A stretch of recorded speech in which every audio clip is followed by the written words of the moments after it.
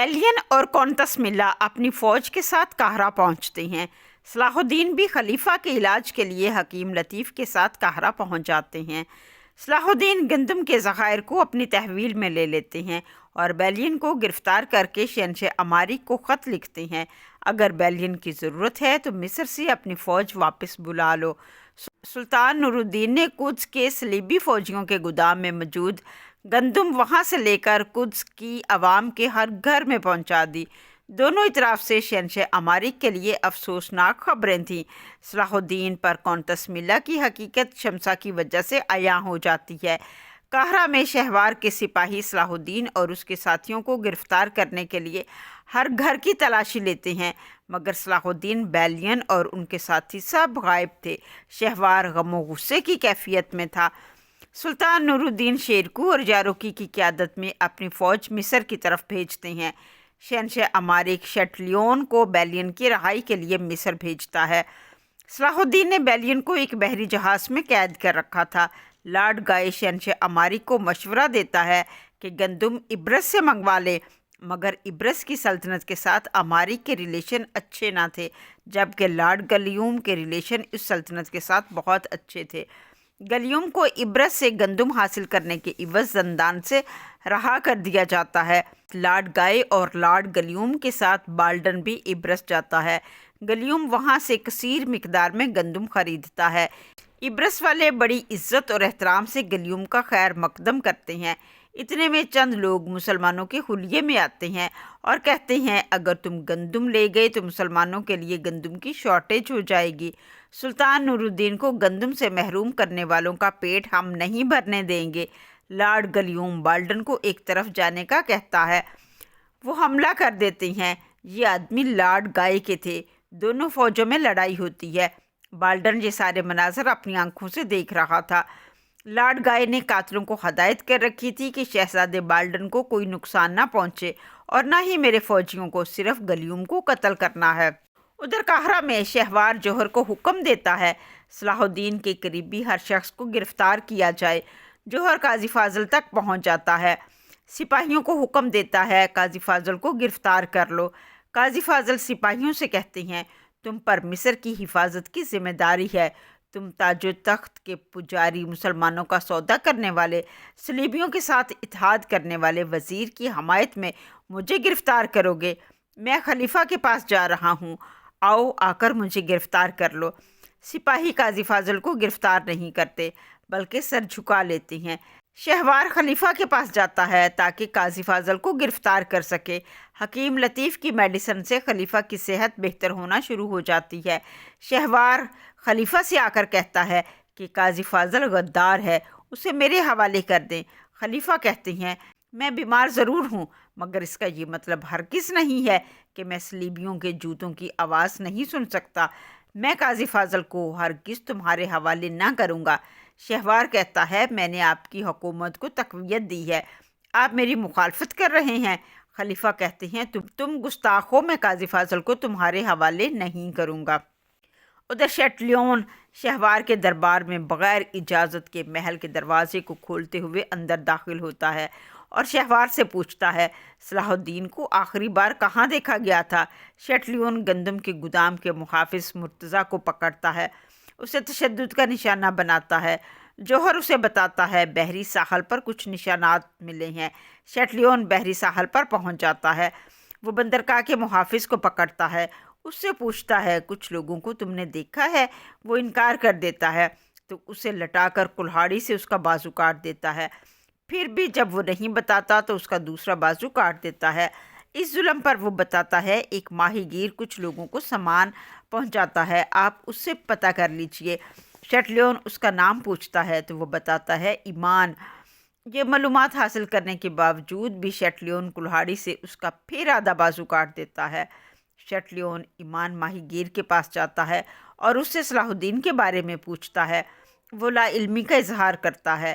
شٹلیون کشتی میں بیٹھ کر جہاز میں فوجیوں کے ساتھ پہنچتا ہے۔ وہاں کوئی نہ تھا۔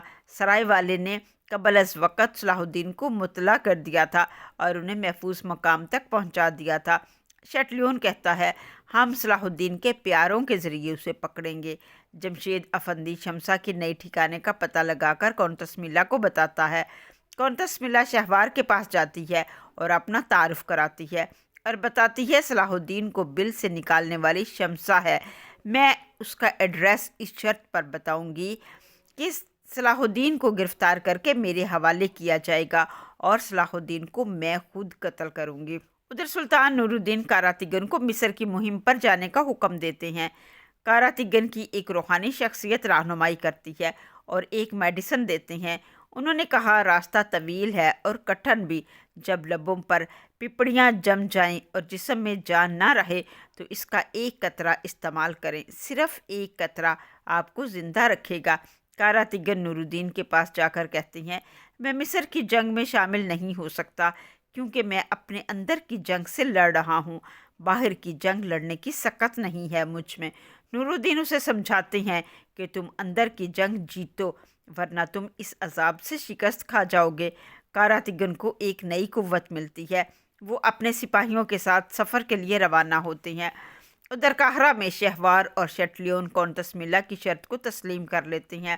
شٹلیون شمسا کے نئے ٹھکانے پر پہنچ جاتا ہے۔ لیلا گھر سے بھاگ جاتی ہے۔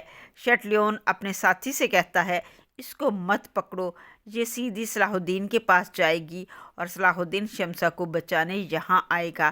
وہ اپنے ساتھیوں سے کہتا ہے چاروں طرف سے اس قلعے کو گھیر لو اور چھت پر کھڑے ہو جاؤ۔ لیلا جا کر سرائے والے کو بتاتی ہے ایک سرخ داڑھی والا شمسا اور امی کو تنگ کر رہا ہے۔ سرائے والا لیلا کو لے کر امیر صلاح الدین کے پاس جاتا ہے۔ لیلا صلاح الدین کو ساری بات بتاتی ہے۔ شٹلیون شمسا سے کہتا ہے صلاح الدین کے آنے تک تم اپنی سریلی آواز میں مجھے گانا سناؤ۔ شمسا انکار کرتی ہے تو وہ لیلا کی ماں کو قتل کرنے کی دھمکی دیتا ہے اور اس کی گردن پر چھری رکھ دیتا ہے۔ شمسا اسے گانا سناتی ہے۔ گانا ختم ہونے پر بھی وہ اسے قتل کر دیتا ہے اور کہتا ہے میرا خداوند سے وعدہ ہے ہر مسلمان کو قتل کروں گا۔ وہ شمسا کو باندھ دیتا ہے اور کہتا ہے شکر کرو مجھے تمہاری ضرورت ہے۔ ادھر قدس میں لارڈ گائے شہنشاہ امارک کو بتاتا ہے گندم تو مل گئی ہے مگر گلیوم کو سلطان نور الدین کے وفاداروں نے قتل کر دیا ہے۔ شہنشاہ امارک اپنی بیٹی سے وعدہ کرتا ہے نور الدین اب میرے غضب کا مزہ چکھے گا۔ وہ کہتا ہے فوج تیار کرو ہم مصر جائیں گے۔ وہ اپنی فوج سے خطاب کرتا ہے کہ میں سب کو اطاعت خداوندی کی دعوت دیتا ہوں۔ ادھر قاہرہ میں ایک گھوڑ سوار برق رفتار سے اس قلعے کی طرف بڑھتا ہے جہاں شمسا تھی۔ وہ بڑی بہادری سے قلعے کے دروازے پر آ کر کھڑا ہوتا ہے۔ شٹلیون دیکھتا ہے وہ صلاح الدین نہیں بلکہ بیلین تھا۔ صلاح الدین خود جانے کے بجائے بیلین کو قائل کر کے بھیجتے ہیں کہ شمسا کا تمہاری زندگی پر احسان ہے، ایک دن شمسا نے تمہاری زندگی بچائی تھی، آج تمہاری باری ہے۔ بیلین شٹلیون کو آ کر کہتا ہے تم نے ایک معصوم اور مسیحی خاتون کو نشانہ بنایا ہے، اس کو چھوڑ دو۔ شٹلیون بیلین پر تلوار تان لیتا ہے۔ صلاح الدین اور اس کے ساتھی اسی اثنا میں آ کر بیلین کو بچا لیتے ہیں اور شمسا کو بھی۔ شمسا کو خلیل کے ساتھ محفوظ ٹھکانے پر بھیج دیتے ہیں۔ شٹلیون شکست کھا کر بھاگ جاتا ہے۔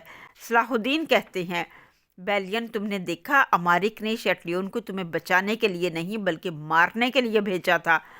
ادھر یاروکی اور شیرکو مصر کے راستے پر جا رہے تھے کہ ایک کنویں سے سب نے پانی پیا۔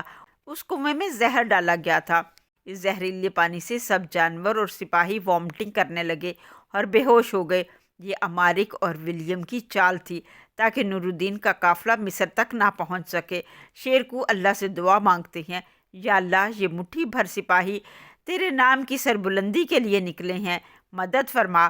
قافلے میں طبیب موجود تھے، انہوں نے زہر تراک سب کو پلایا، اللہ کی مدد آئی۔ کاراتگن جو حلف جا رہا تھا راستے میں اس کے گھوڑے کے پاؤں زمین میں دھنس گئے۔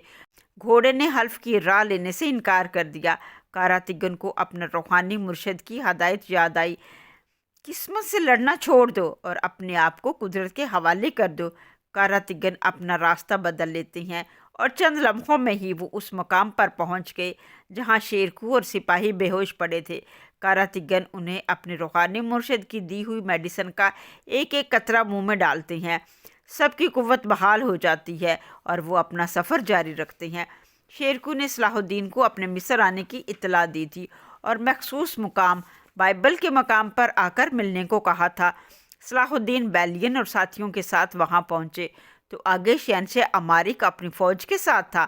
وہ صلاح الدین کا مذاق اڑاتا ہے اور کہتا ہے، ہم خامخواہ اتنی بڑی فوج لے آئے ہیں، ہمارا مقابلہ تو ان چند سپاہیوں کے ساتھ ہے۔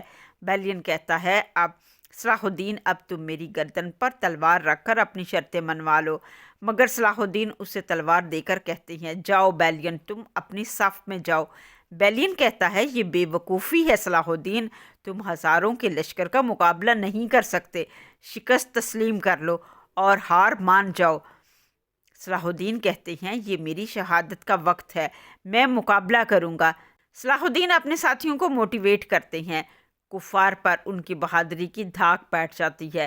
شہنشاہ امارک مذاکرات کرنے کا پیغام بھیجتا ہے۔ صلاح الدین اپنے ساتھیوں کو پیچھے کھڑا کر کے مذاکرات کے لیے آگے بڑھتے ہیں۔ شہنشاہ امارک بھی مذاکرات کے لیے آگے بڑھتا ہے۔ امارک صلاح الدین کو سلام کرتا ہے اور کہتا ہے کہ تمہارے پاس تو فوج بھی نہیں ہے۔ صلاح الدین کہتے ہیں، قرآن مجید میں اللہ تعالیٰ نے فرمایا ہے، ان کے پاس آنکھیں ہیں مگر دیکھتے نہیں، کان ہیں مگر سن نہیں سکتے۔ ہماری کہتا ہے، میرے پیچھے میری فوج کا سیلاب ہے، دیکھو اس کو۔ صلاح الدین کہتے ہیں، مجھے ایک ہجوم نظر آ رہا ہے جن میں کچھ آخری سانسیں لے رہے ہیں اور کچھ ہمیشہ کے لیے یاد رکھیں گے میدان جنگ میں مسلمانوں سے لڑنے کا سبق۔ ہماری کہتا ہے، تم لوگ آج مٹ جاؤ گے، پھر کبھی تمہارا نام لینے والا کوئی نہ ہوگا۔ صلاح الدین کہتے ہیں، ہم خون کے آخری قطرے تک لڑیں گے اور تم اسلام کی عظمت اپنی آنکھوں سے دیکھو گے۔ ہماری کہتا ہے، ہزاروں کا لشکر چند بے بس سپاہیوں پر حملہ کرے یہ مناسب نہیں، اس لیے 1 بائی 1 لڑائی ہوگی۔ دونوں لیڈر اپنی اپنی صفوں میں واپس چلے جاتے ہیں۔ 1 بائی 1 لڑائی ہوتی ہے۔ اسی اثناء میں شیرکو کاراتگن اپنی بھاری نفری کے ساتھ پہنچ جاتے ہیں۔ گمسان کی لڑائی ہوتی ہے۔ ادھر قاہرہ میں شہوار اپنی فوج کو مورچوں پر تعینات کر دیتا ہے۔ ادھر دمشق میں سلطان نور الدین جنگی لباس سے بطن کرتے ہوئے ملا عمر کی دعاؤں میں ایک بڑی فوج کے ساتھ کوچ کرتے ہیں اور قلعہ حرم پر حملہ کر دیتے ہیں اور حرم قلعہ کو فتح کر لیتے ہیں اور یہ خبر میدان جنگ میں امارک کو بھیجتے ہیں۔ ولیم کہتا ہے، شہنشاہ امارک، اب آپ کو صحیح فیصلہ کرنا ہوگا۔ اب نور الدین قلعہ حرم کو فتح کر کے قدس پر حملہ کرے گا۔ مصر یا قدس؟ ہم قدس واپس جائیں گے یا مصر کی طرف بڑھیں گے؟ کافر شکست کا اعلان کرتے واپس لوٹ جاتے ہیں۔ ادھر اللہ اکبر کے نعرے بلند ہوتے ہیں۔ جوہر شہوار کو بتاتا ہے، صلیبی زنگیوں سے شکست کھا چکے ہیں، اب آپ کو اپنی جان بچانی ہے، آپ تخت ہار چکے ہیں۔ شہوار کہتا ہے، میں یہاں سے کہیں نہیں جاؤں گا۔ صلاح الدین شیرکو فاتحہ کی حیثیت سے شہر قاہرہ میں داخل ہوتے ہیں اور محل کے قریب پہنچ جاتے ہیں۔ شامیر اپنے بابا شہوار کو سمجھاتا ہے، آپ جان بچائیے۔ شہوار کہتا ہے، بیٹا، میں نے جو بھی گناہ کیے ہیں تمہارے لیے کیے ہیں تاکہ تم ایک دن تخت پر بیٹھ سکو۔ شامیر کہتا ہے، بابا ہار مان لے۔ محل کے محافظ فوج تلوار نکال لیتے ہیں۔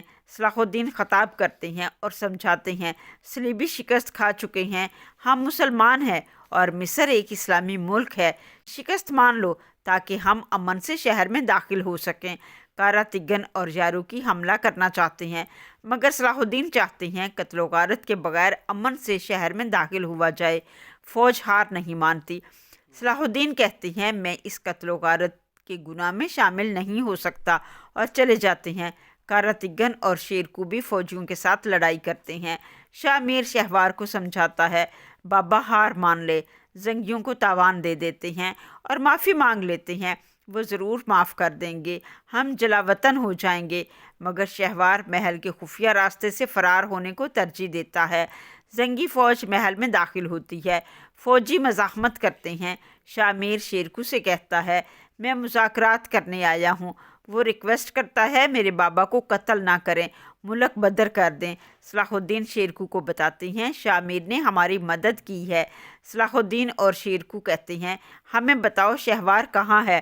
شامیر نہیں بتاتا۔ شمسہ آ جاتی ہے اور بتاتی ہے کہ محل کا خفیہ راستہ کون سا ہے۔ وہ شمسہ کے بتائے ہوئے راستے پر چلے جاتے ہیں اور شہوار کو جا پکڑتے ہیں۔ صلاح الدین شہوار کو سمجھاتے ہیں، ہار مان لو، امان طلب کر لو، مگر وہ نہیں مانتا اور صلاح الدین پر حملہ کر دیتا ہے۔ شیر کو اسے قتل کر دیتے ہیں۔ شاہ میر غم سے گر جاتا ہے۔ ادھر شیر کو کہتے ہیں سب سے پہلے مصر میں امن و امان قائم کرنا ہوگا۔ صلاح الدین کہتے ہیں صلیبیوں سے حاصل ہونے والا مال غنیمت غریب مصریوں کو بھیجنا ہوگا۔ میں اپنا اور اپنے سپاہیوں کا حصہ غریبوں کو دینے کو تیار ہوں۔ شام میں سلطان نور الدین صدقہ خیرات کرتے ہیں اور پورے 3 دن کی ضیافت کا اعلان کرتے ہیں اور فرماتے ہیں ایک پرندہ بھی بھوکا نہیں رہنا چاہیے۔ غریبوں، یتیموں اور بیواؤں کو خصوصی وظائف دیتے ہیں۔